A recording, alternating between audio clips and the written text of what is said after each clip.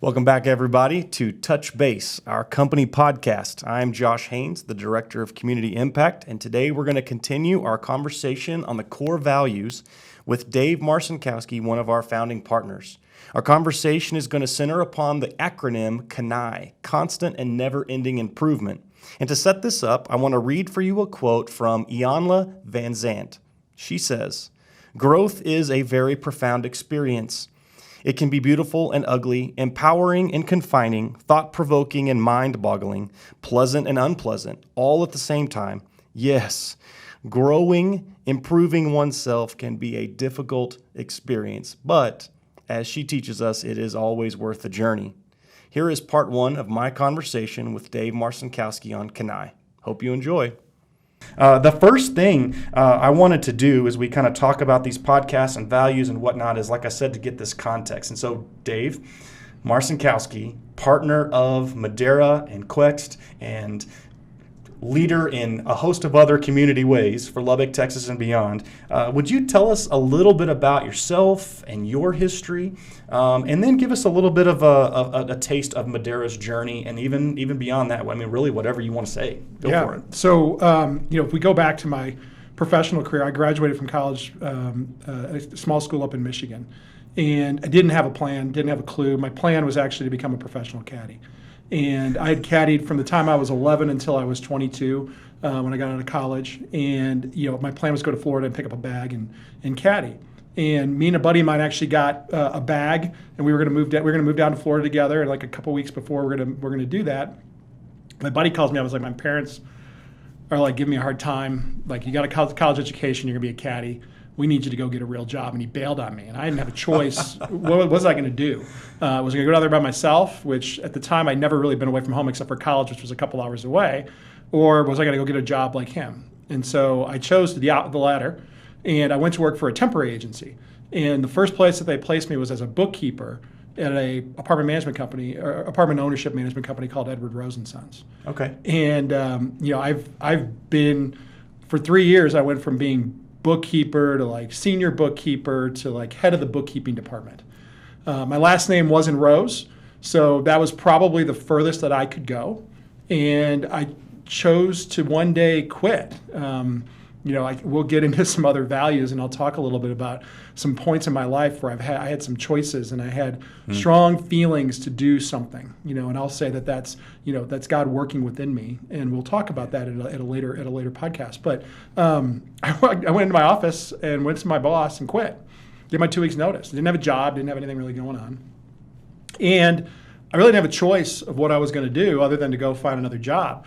And there was a lady that I worked with who came to me and said she knows of a guy who may know of a guy who knows of a guy that may be hiring for a position in Chicago, but you got to know this property management software called Yardi that had just come out.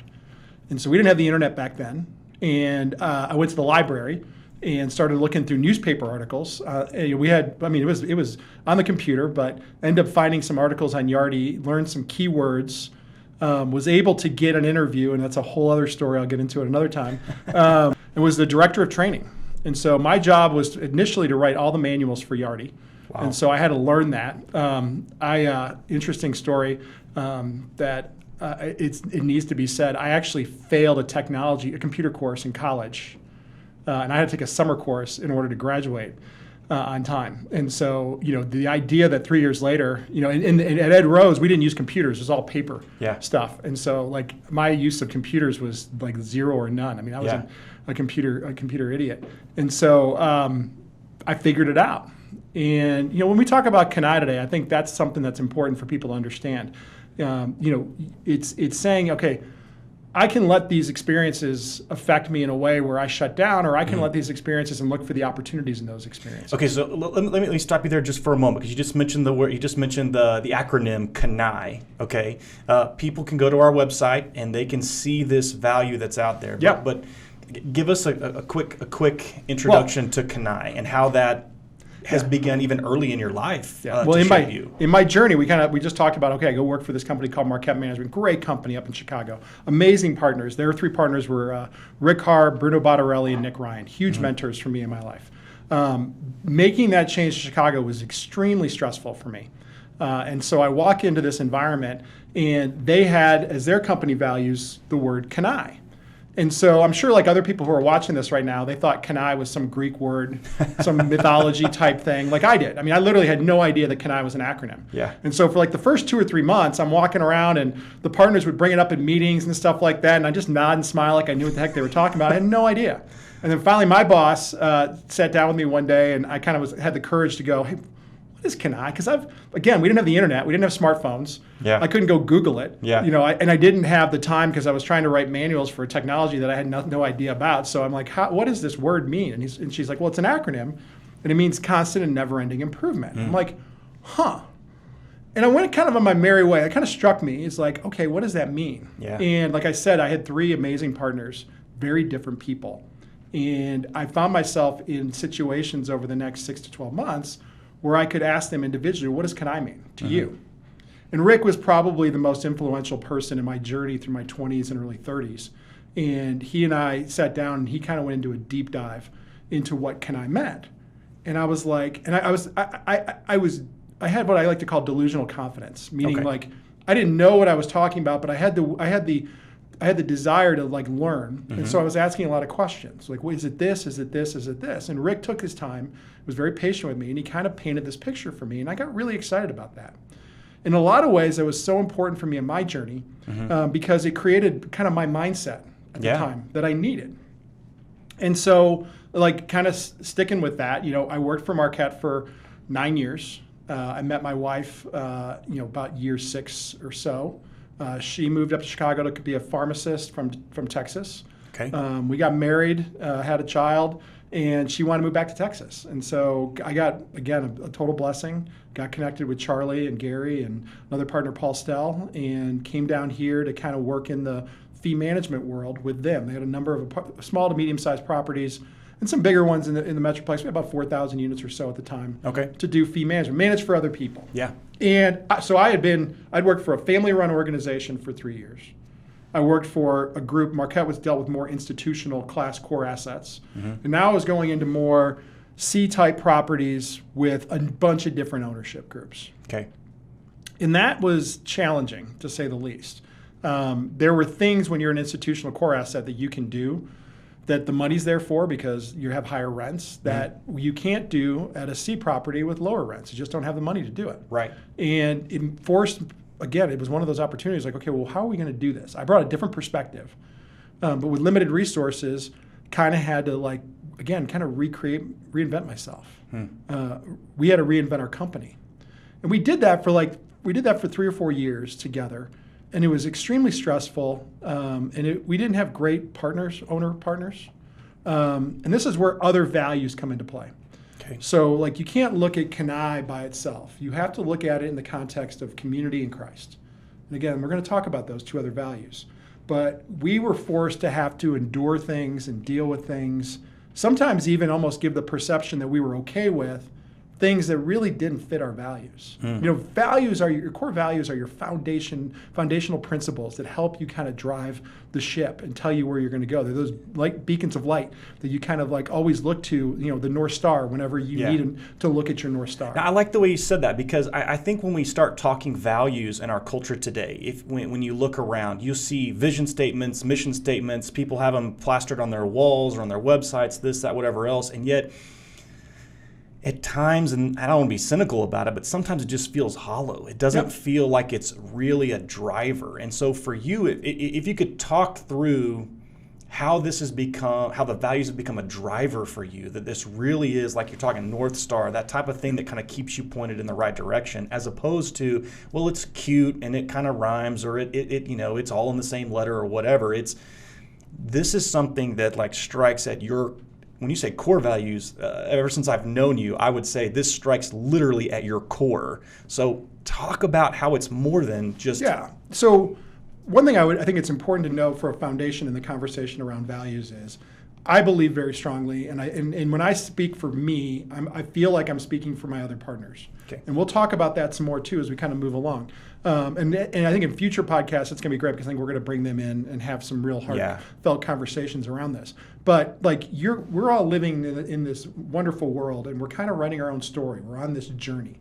So my view of values back in '96 when I heard the word CANEI for the first time, to where I am today is 110,000% different. Mm-hmm.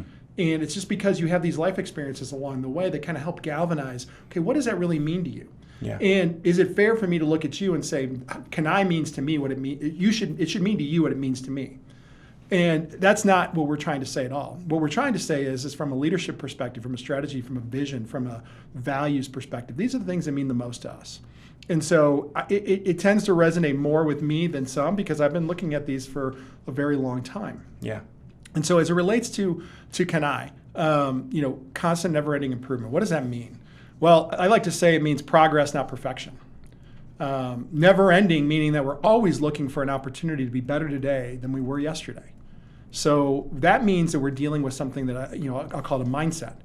You have to be okay with the fact that perfection doesn't exist. Perfection may exist in a policy or a procedure that we don't need to be tinkering with, but life is changing so fast. What worked 5 years ago may not work because something's changed in the environment that has to force us at that point in time to go, okay, wait a minute. We love this policy procedure. We love how we used to do things then. Now things have changed. We can't lean back into how we used to do it. Now we got to look at it again and go, okay, there's something here we need to see if we can be better at because it's going to make us better as an organization. Well, and I think, and speak to this for a moment, we're just talking here. Speak to this for a moment because ever since I've known you, and it's not been too long, but I've known you for a year and a half or whatever in these conversations. Every time I talk to you about that change, that improvement piece, you don't seem afraid of that. Right. That almost excites you. And in a culture that seems in a lot of ways driven by fear, what is it that's moving in you that excites you about the change and the improvement piece? I don't want to be cliche here, but I mean, it's looking at life as opportunities. I like to say doors that are open. So as we go in, as I get up in the morning, I go to work, I'm driving, all of a sudden doors will start opening. And it's like, okay, wait a minute.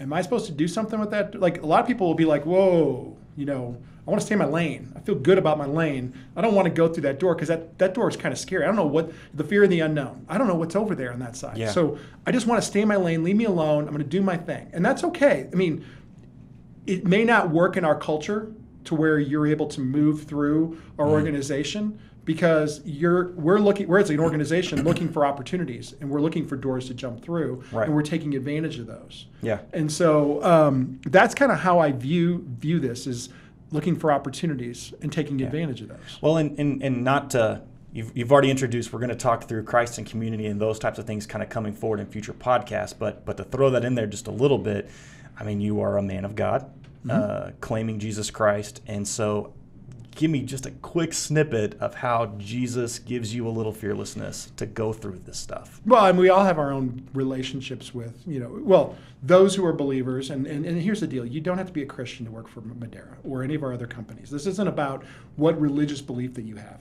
But we all have, I would say, relationships with a higher power or just like a mental intuition that we lean into. Mm-hmm. I feel like I have a personal journey with God. And there are times where I'm like, dude, what are you, I don't want to go over there. That's a mess. And yet I can feel myself being pulled in that direction. And it's the having the courage to say, okay, I'm willing to try this. Yeah. And the funny thing is I could tell story after story after story of how that's been successful. Most of them, it's not like that door was the important door. It was the door 3 behind it that you never would have seen if you didn't go through that first door. Oh. And so I challenge people, again, you don't have to believe in God to work for Madeira. And when we get to the Christ core value, we're going to get into that in depth and have people understand that. But for our partners, it's important. And we're trying to drive the overall ships that we have together. I think it's important for our teammates to look and go, okay, that's really important to them, and they wear that on their sleeve. That's who they are, and I appreciate that about them.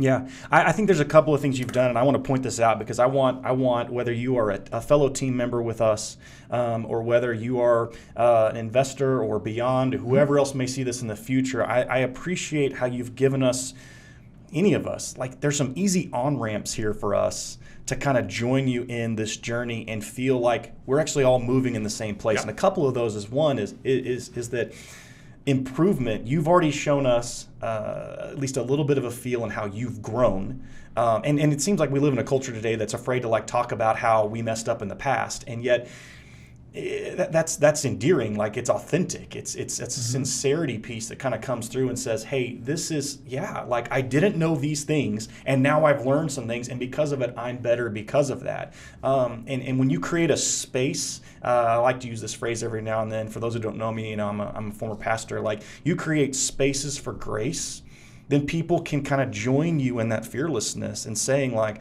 I can risk in good ways based upon these values that we're talking about that are helpful to others, because I know it's okay to risk here. It's a good place to do that.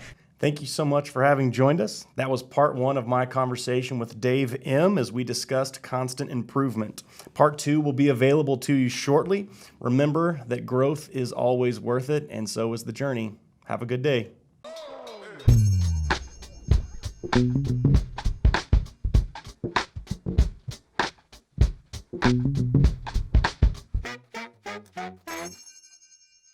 Thank you.